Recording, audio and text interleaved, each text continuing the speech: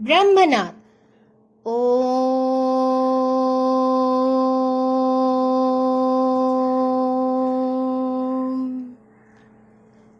Om.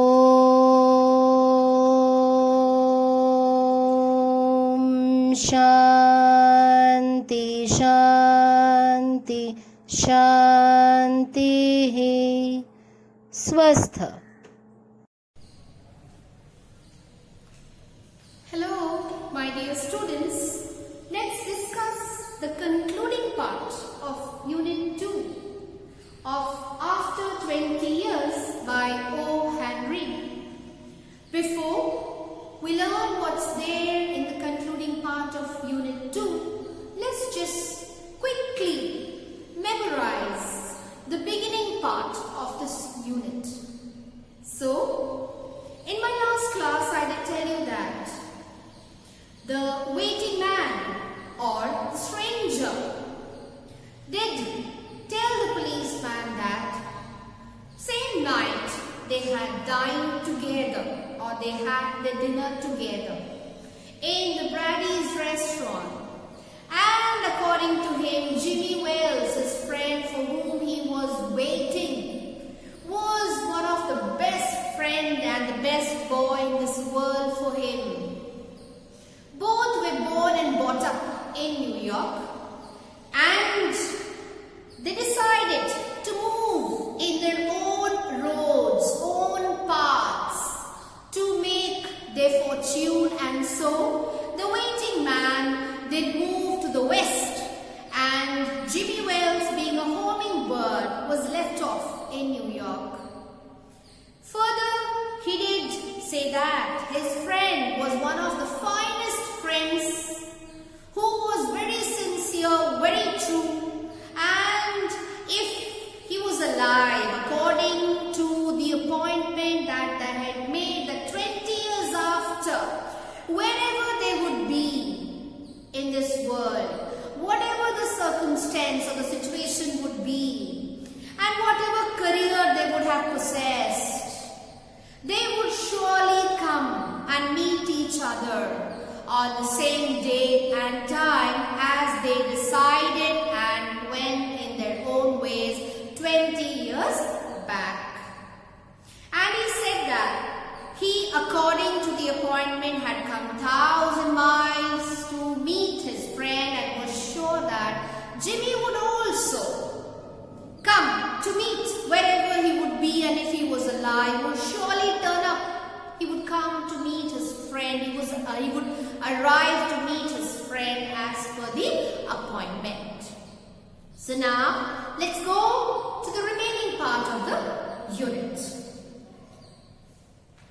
The waiting man pulled out a handsome watch, the lid of it set with small diamonds. The waiting man, the stranger, what did he do? He just took out, he pulled out a handsome watch. Here, handsome watch refers to an expensive, a very expensive, dazzling watch, okay? And the lid of it, okay, the lid of the watch was set with small diamonds. A very costly or a very expensive watch. 10:25, he said. So now it was 10:25. It was exactly 10:30 when we parted here at the restaurant door. So he remembers, he recollects that 20 years back, he's saying all this to the policeman. The waiting man is saying this to the policeman. He's saying that 20 years back, exactly at 10:30, we had departed, and now it's 10:25. Made lots of money out in the west, didn't you? Asked the policeman.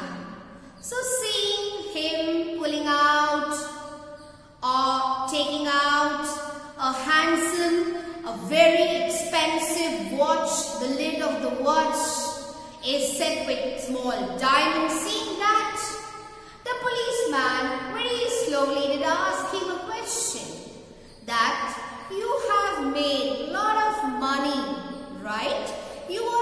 rich man now. You have money. You're filled with wealth now. And well, it wasn't bad. I must admit, I hope Jimmy had done half so well. See the answer, what he gives when the policeman is asking the waiting man that you were a rich shot. You have made a lot of money, right? And so he says, well, it wasn't bad. I mean, it's all good. I have really done good. I have made good. So he says, and he admits it, that he must admit. He says, I admit it, that I really have made a lot of money. And to that he adds that he's hoping. What is he hoping? That his friend Jimmy Wells must have also acquired that wealth. He must also have become rich. He must have also prospered in his career and made a good future for him. He was somewhat slow in the brain, though he was a good fellow. Who's saying this? The waiting man is talking about his friend Jimmy Wells. He's saying that I expect my friend Jimmy Wells to also have become rich, made a lot of money. Actually, my friend was somewhat slow in the brain. Slow in the brain means slow mind, okay? And he says that slow in the brain means slow mind, slow mind. And so he feels that he is a good fellow. Undoubtedly, my friend is a good one, a very good friend, the best boy, the finest boy in the world and my best friend. But he was slow in mind. I had to compete with some of the sharpest wits in the world to earn my dollars. Here I refers to the waiting man. The waiting man or the stranger is saying this. Sharpest wits means a very quick, natural and intelligent sense of humor. Okay? A person who possesses a very quick, grasping power and natural, intelligent sense of humor. Compete means strive to gain or win something by defeating or establishing superiority over others. When you strive to gain, okay, and win over others by defeating others and you establish superiority over others, that is called to compete. And so he says that I have had to compete with some of the sharpest wits in the world to earn my dollars. So to earn this money, to be very wealthy, rich, I had to compete. I had to strive to win, defeat others. I had to push and establish myself. And with whom I had to fight? I didn't fight with slow-minded people. I had to fight with people who were quick absorbers, who had the sharpest wits or intelligence and humor. I had to fight with those people. Fight means what? Compete or strive to win. And I had to do that to win money or to win my dollars. A man gets into the rut in New York. The West requires fighting and teaches it. A man gets into the rut. R-U-T. See, what does it mean? Gets into the rut. In a settled or established habit or course of action, especially a boring one. So, what does it actually mean? It means that when you have a very boring habit, a habit or a course of life that becomes monotonous or boring one, that's what means get into the rut. In a settled or established habit or course of action, especially a boring one. I have written down an example for you to understand what exactly it means. See the example. After 20 years at the same job, she says she is a rut. Okay?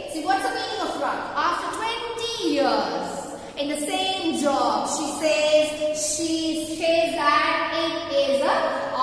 is a rut. That means she is completely bored. She's feeling monotonous. That's what it means. Get into the rut. Any course of action or habit that is established and it especially becomes a boring one. And if you see rut individually, what rut means? R-U-T. A habit or pattern of behavior that has become dull and unproductive but hard to change. I repeat, rut, the meaning of rut, a habit or pattern of behavior that has become dull and unproductive but hard to change. That is what is called rut. So here, a man gets into the rut in New York. That's what the waiting man is saying. He's talking about his friend and he's saying that, of course, I had to compete. I had to strive hard to win over the intelligent fellows over there. I had to fight and establish myself.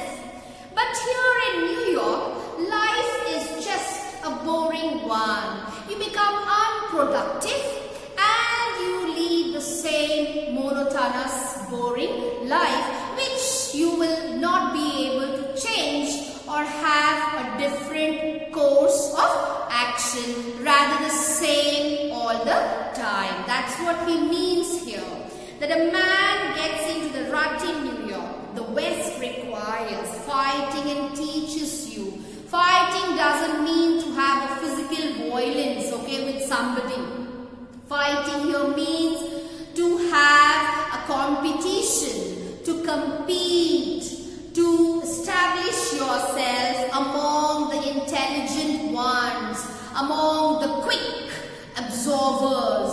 That's what it means, fighting. New York, to settle down in New York is very easy because it's the same boring life and there's no change. He says it's quite unproductive in New York. But if you move to the West is completely different from that of New York, because in the West you have to compete, you have to strive hard to win, you have to establish yourself among the intelligent ones, among the sharpest wits, and when you do that, that experience gives you learning. You learn, you get the experience, and that teaches you the real truth of life.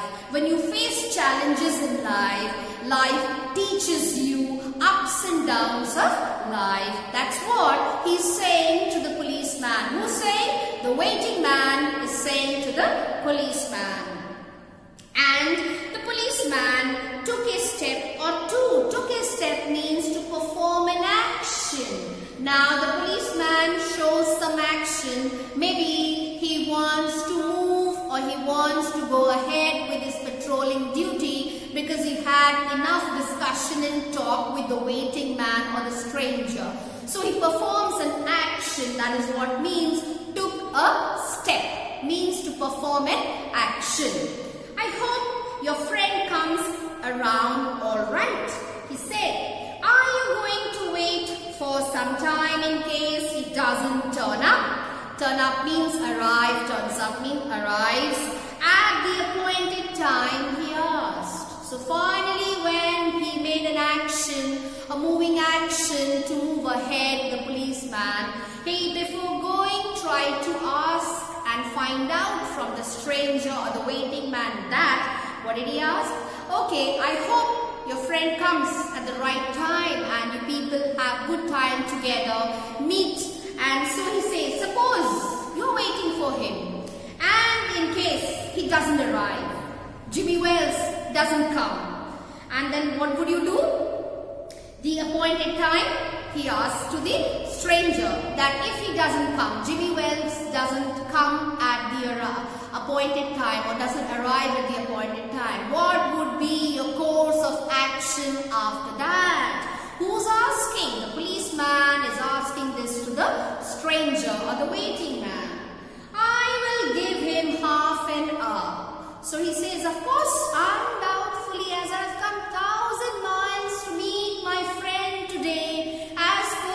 appointment made 20 years back, I wouldn't go away without meeting him. I would give him half an hour more after the time, the schedule. I would stay back. I would halt here and wait for my friend Jimmy Wells. Said the other, if Jimmy is alive on earth, he will be here by the time. So long, officer. So he says that if Jimmy is alive, my friend is one of the most sincere and one of the best boys in the world and the best friend of mine. So if he is alive, he will surely arrive. He will surely come at the scheduled time, or he will come to meet me as per our appointment made 20 years back. Same date, same time.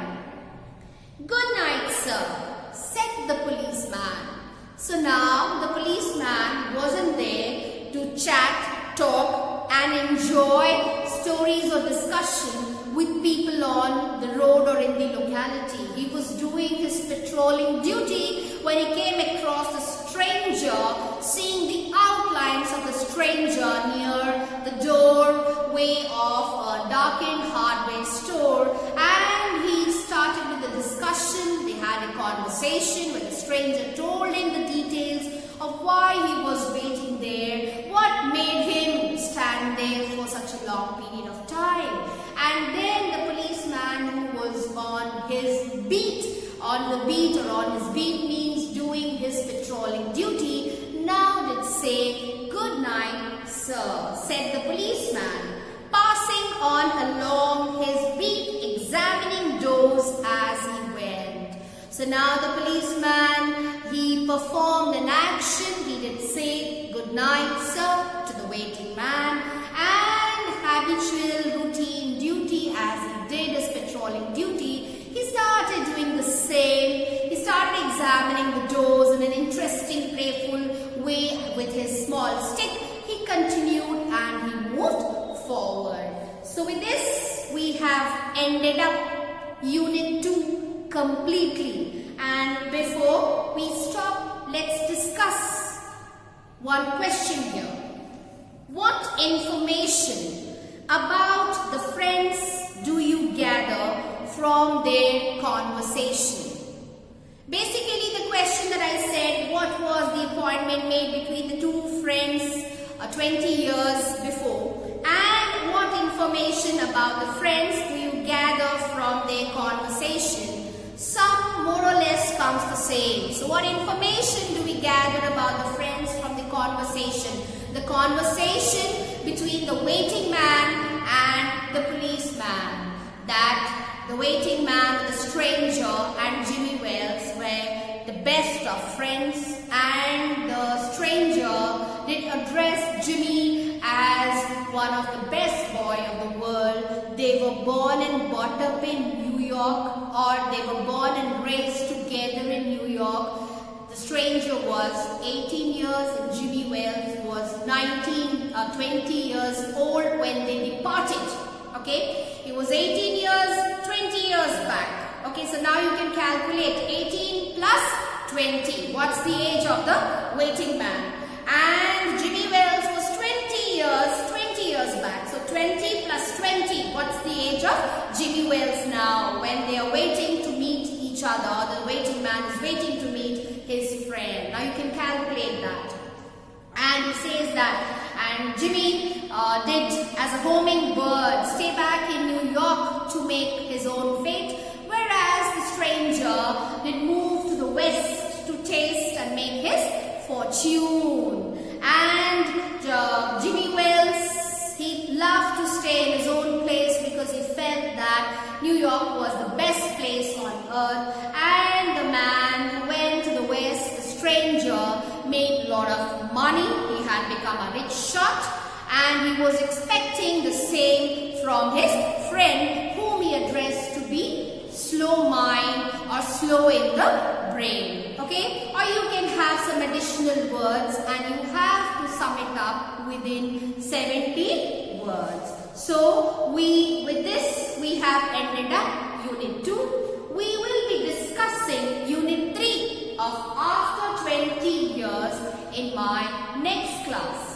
you.